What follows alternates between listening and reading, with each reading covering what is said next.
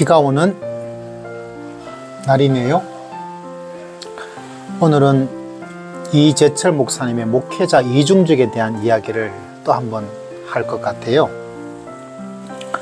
목회자 이중직 사도 바울의 사례를 보면 해도 괜찮을 것 같은데, 두 번째는 목회자 이중직 도리어 돈에서 진정한 자유, 이재철 목사님 같은 목회를 위해서라도, 아니면 성도의 삶의 이해, 아니면 세상에서 크리스찬으로 살아가는 삶의 모델을 제안하는 것, 그런 의미에서 도리어 필수적으로 이중직을 하는 것은 어떨까, 이런 이야기를 두 번에 걸쳐서 했습니다.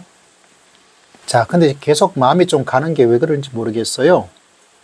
이재철 목사님께서 말씀하고 있는 빌립보서 4장 11절의 이야기가 적절할까에 대한 이야기입니다.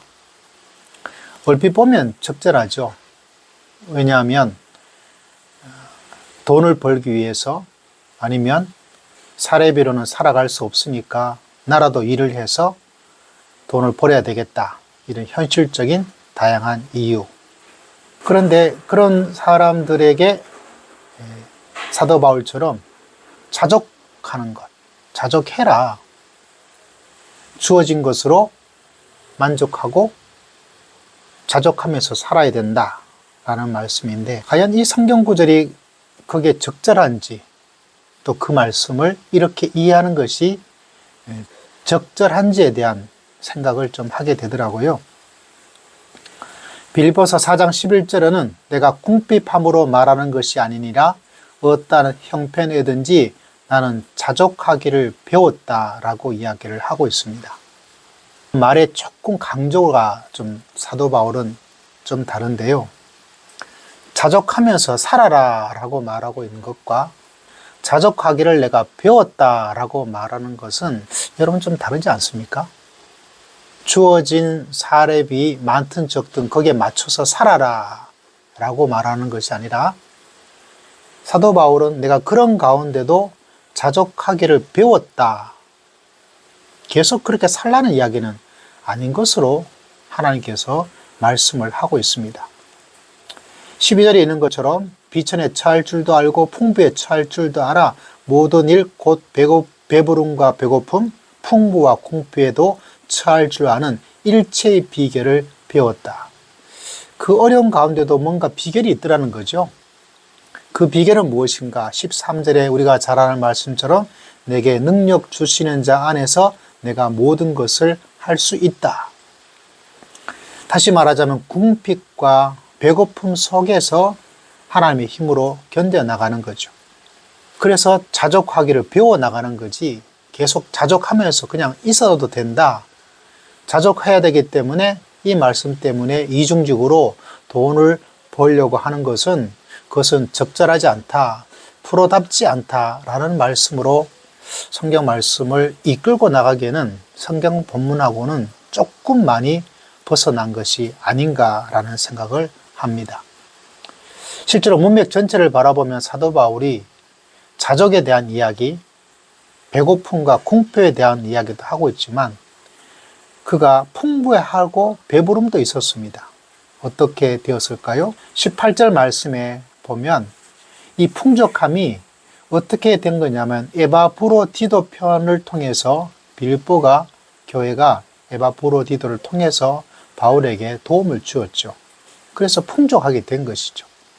다시 말하자면 어렵고 힘든 가운데 있는 사도 바울에게 그러면 계속 그 받은 것대로 살아, 그렇게 지내는 거야, 그게 프로야 라고 하는 적용점보다 그 가운데서 주의 능력으로 잘 이겨내고, 그리고 가장 중요한 것은 문맥상을 바라볼 때 그의 도움, 빌립보 교회의 도움, 빌립보 교회가 에바브로디도를 통하여서 도움을 주었던 것.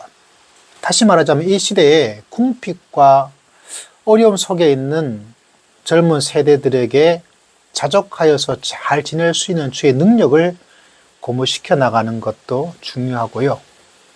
계속 그대로 내버려 두면 안 돼요. 사도 바울의 말씀을 통해서도 빌보 말씀을 통해서도 분명히 도움의 손길을 만들어야 되죠. 한국교회 영향을 많이 가지고 계시는 목사님들 꼭 기억해야 하고 또 기억해 주셔야 될 것이 자족에 대한 것들을 말씀하는 것 참 중요하죠. 그런데 성경은 도움에 대한 이야기를 더 많이 하고 있다는 사실입니다. 이스라엘 백성이 광야에서 원망했을 때 하나님께서 자족해라, 주어진 거 만족하고 살아야지 말하지 않고 메추기, 만나, 하나님의 도움의 손길을 주었습니다. 자족은 이겨나가고 순간적인 것으로 되어야 되지 그렇게 계속 살도록 내버려 두는 것.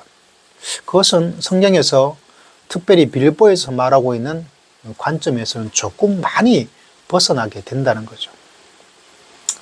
이재철 목사님을 좋아하시든지 목회자는 만족하고 자족하고 살고 그거야 라고 하는 것, 그것도 아주 잘못은 아니에요. 그렇게 살아야 되죠. 그렇게 사는 것이 좋은 모습 가운데 하나이지만 그것만이 유일한, 그거 아니고는 목사님은 이 목사님 아니야 라고 하는 그러한 정도까지 가면 그거는 굉장히 말씀을 우리가 극단적으로 하나님의 말씀을 악용하든지 오용하든지 하는 것밖에 되지를 않는다는 사실입니다. 그러면서 말씀이 과연 그러한가, 사도행전적 말씀의 상고의 시간을 오늘 여러분에게 다시 전해드린 것은 자족. 근데 자족으로 하고 살아라라고 말하지 않고 사도 바울은 그걸 배웠다라고 말하고 있습니다. 하나님의 힘으로 그걸 견디고 이겨낼 수 있더라. 그리고 이건 목회자에만 적용되는 것이 아니에요. 만약 목회자가 주어진 사례비로 그것만 가지고 살아라, 그게 목회자다, 그게 목회자야, 나머지는 아니다 라고 말하면 일반 성도님들 회사에서 주는 그대로만 가지고 살아야 돼요. 투잡 아닙니다. 이 말씀이 목회자한테만 주어지는 말씀, 목회자한테만 적용되는 말씀 아니잖아요. 도리어 투잡 뛰지 말고 직업 가운데 하나 가지고 그 월급 가지고 살고 나머지는 하나님의 일을 하고 전도하고 말씀 읽고 그렇게 살아라. 그렇게 적용할 수밖에 없는 거죠. 하나님의 말씀은 목회자에게만 주어지는 말씀이 아니고 우리 모두에게 주어지는 하나님의 말씀이잖아요. 그런 의미에서 성경 하나의 이야기를 절대화시키고 그것만 나머지는 아니야, 이렇게 하는 사람이 진짜 목사고 나머지는 가짜야, 이렇게 극단적인 말씀의 적용은 어떻습니까? 조금 조심하고 자제를 해야 되겠죠. 그런 의미에서 그 말씀이 과연 그러한가? 빌보 말씀이 과연 그러한가? 저는 이렇게 깨달음을 가지게 되었는데 여러분은 어떤 생각을 가지고 있습니까? 하나님의 말씀은 한 가지 답만 있는 것이 아니라 다양한 상황 속에서, 다양한 민족 속에서, 다양한 사람들에게 다양하게 역사하시는 하나님의 풍성함을 가지고 있죠. 저는 이런 의미에서 이 말씀을 분석하고 이 말씀의 뜻이 이러하다라고 깨닫게 되었습니다. 여러분도 이 말씀을 한번 곰곰이 상고해 보시고 과연 말씀이 무엇을 말씀해 주고 있는가, 그것을 다시 한번 상고하여서 내동매매되어서 누가 말했으니까 하고 따라가는 성도가 아니라 하나님께서 이렇게 말씀하셨다라는 진리를 가지고 믿음에서 날마다 담대하게 살아갈 수 있는 하나님의 귀한 백성 되었으면 좋겠습니다.